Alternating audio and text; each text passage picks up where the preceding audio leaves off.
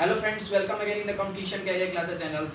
Good morning to all of you friends. जैसा कि हमने प्रीवियस सेशन में कैलेंडर के बारे में डिस्कशन किया था, आज हम रीजनिंग का नया सेशन डाइस लेकर आए हैं, जिसमें कि हम डाइस से जुड़े सभी रूल्स, कंसेप्ट्स और कंस्ट्रिक्ट्स के बारे में यहाँ पर डिस्कशन करेंगे।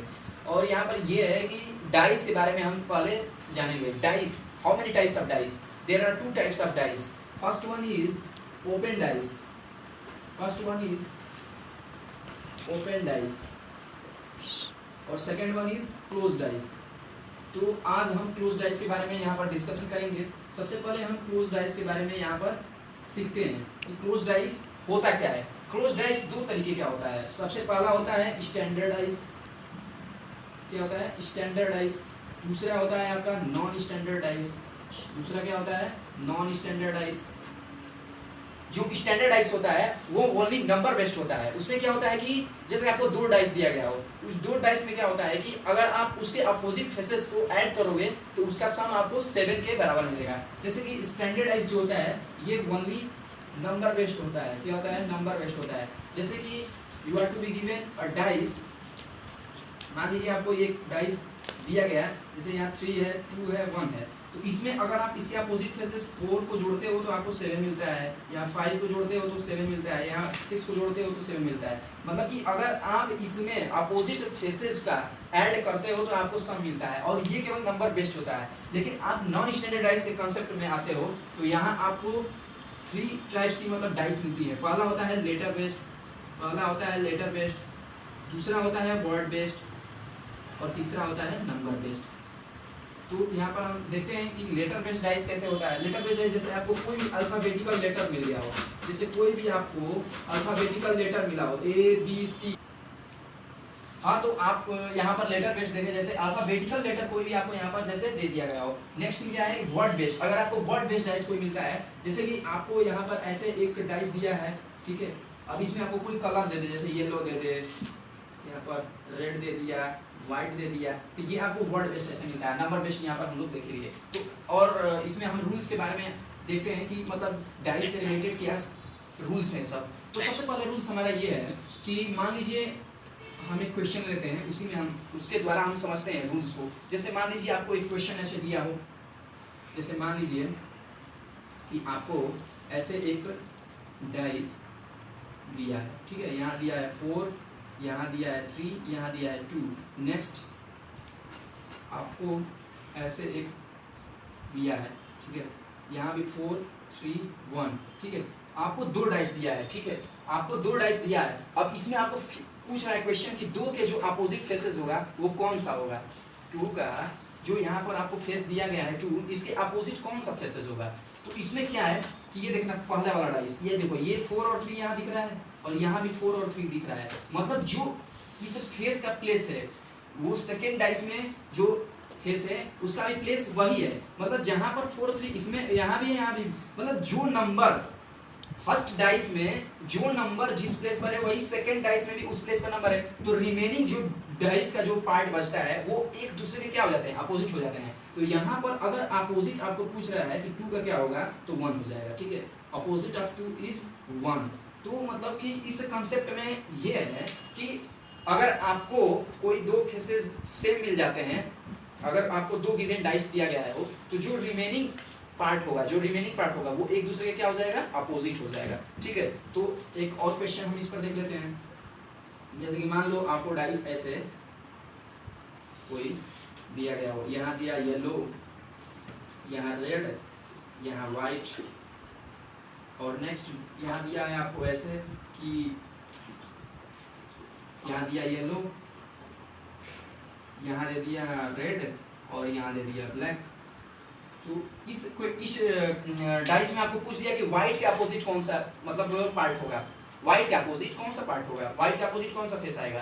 तो ये आप देख रहे हो येलो रेड इसमें भी है, इसमें भी येलो और रेड है, ठीक है, दोनों में डाइस में है और सेम मतलब प्लेस पर भी है। तो रिमेनिंग जो पार्ट बचेगा वो एक दूसरे के अपोजिट हो जाएंगे। तो यहाँ पर व्हाइट का अपोजिट कौन सा होगा? ब्लैक होगा। कौन सा होगा? ब्लैक होगा। तो ये रूल यही कहता है कि मतलब इफ आपको अगर 2 पार्ट जो है किन्हीं 2 डाइस में सेम प्लेस पर मतलब मिल जा रहे हैं, सेम नंबर मिल जा रहे हैं उस फेसेस पर, तो जो रिमेनिंग पार्ट बचता है वो एक दूसरे के अपोजिट होते हैं, ठीक है। नेक्स्ट देखते हैं इसके आगे। इसके आगे क्या है वो, तो इसके आगे ये है कि मान लीजिए जैसे आपको 2 डाइस दिया गया है, रूल नंबर 2 की बात कर रहे हैं हम, रूल नंबर 2 की बात कर रहा हूँ, जिसमें कि आपको 2 डाइस दे रहा है ऐसे, जैसे आपको दिया है यहाँ पर 3 2 4, और यहाँ भी आपको ऐसे दिया है, यहाँ दे दिया आपको 5 3 6। तो इसमें ये दिया गया है कि ये आपको 2 डाइस दिया गया है, ठीक है, यहाँ 2 है, सॉरी, तो जो ये एक दूसरे के क्या हो जाएंगे, अपोजिट होंगे। तो अपोजिट कैसे चलता है, या तो इसमें जैसे आप क्लॉकवाइज जा रहे हो, ठीक है, क्लॉकवाइज जा रहे हो, अगर आप ऐसे जा रहे हो क्लॉकवाइज जा रहे हो, तो आप ले लो 3 2 4 ले लिए, ठीक है। इसमें क्या हो जाएगा, अब इसमें चलोगे आप जैसे, तो इसमें हो जाएगा 5 सॉरी 2 5 6, तो एक दूसरे के क्या हो जाएंगे, अपोजिट हो जाएंगे, मतलब क्लॉकवाइज चलोगे तो इसमें भी वैसे ही आपको चलना है, ठीक है। तो ये जो कॉन्सेप्ट है ये कहता है कि मतलब जो 2 डाइस दिए रहते हैं उसमें अगर आप क्लॉकवाइज चल रहे हो पहले डाइस में, तो दूसरे डाइस में भी आप क्लॉकवाइज ही चलोगे, तो एक दूसरे के क्या हो जाएंगे, अपोजिट हो जाएंगे। तो मैं कुछ क्वेश्चंस लेता हूँ जो पहले रूल्स थे उस पर बेस्ड, ताकि आपको उस कॉन्सेप्ट के बारे में पूरी तरीके से समझ में आ जाए। जैसे कि मैं यहाँ पर एक क्वेश्चन लेता हूँ, आपको एक क्वेश्चन दिया है, जैसे आपको 3 डाइस दिया है, ठीक है, 3 यहाँ पर आपको डाइस दिया है, जैसे 3 दिया है, यहाँ 2 है, यहाँ 1 है, ठीक है, पहला डाइस हो गया। और दूसरा डाइस में आपको दिया है, ये दूसरा डाइस में आपको क्या दिया है, दूसरा डाइस में दिया है 4 दिया है, 5 दिया है, 6 दिया है, ठीक है। तीसरा डाइस आपको ऐसे दिया है,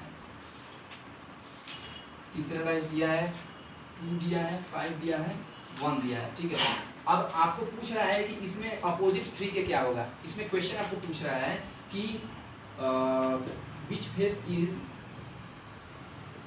अपोजिट ऑफ